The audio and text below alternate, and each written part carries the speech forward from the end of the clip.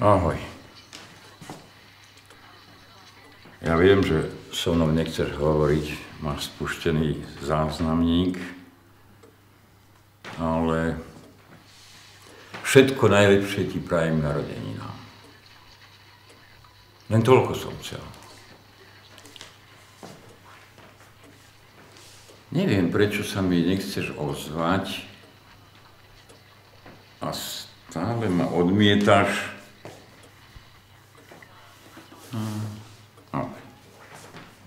Ako chceš.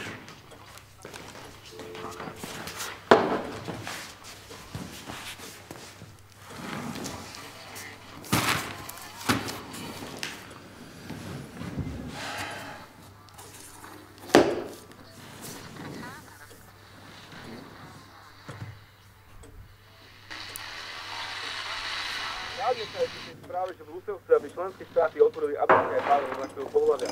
To znamená, že dvaja chlapi alebo dve ženy môžu dostať cudzie dieťa. To sa nám prezentuje ako pokrok, ako nesúhlasí aj homofób. Lenže to, že niekto nesúhlasí s experimentmi na deťoch, nie je nenávisť, to je zdravý rozum. Dieťa potrebuje otca a matku, nie sú tatkov, ktorí chodia po dúhových pochodoch. Ja sa pýtam, kam sa to dostali? Kedysi bolo niečo také nemysliteľné. Dnes sa v školách učí, že rodina môže byť čokoľvek, len nie to, čo bola tisícky rokov.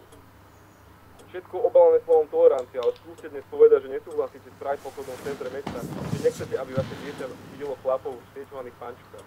Nie ste nepriateľ demokracie. Toto už nie je tolerancia, to je diktát menšiny. A Brusel to celé platí. Dotácie, granty, kampane. A naopak sa najviac potláča normálnych ľudí, biele európske rodiny. Hamoviť heterosexuálnu, eskalovať úzor, toto je tá moderná Európa, ktorú nám slúbujú. Bez hraníc, bez viery, bez rodiny a bez petícií a bez ľudí.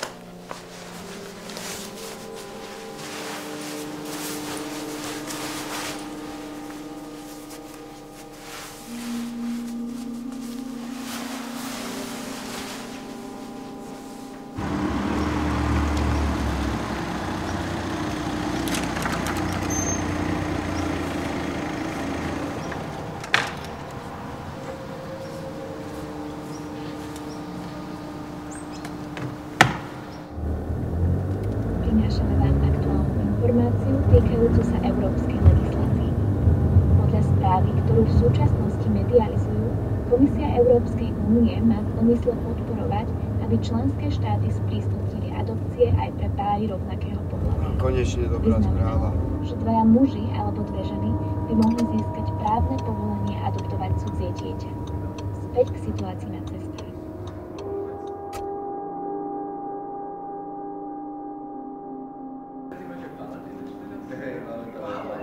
Žena tam bola a sami muži.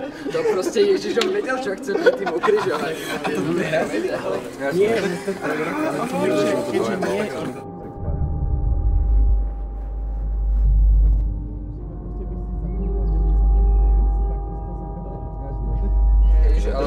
Gebír?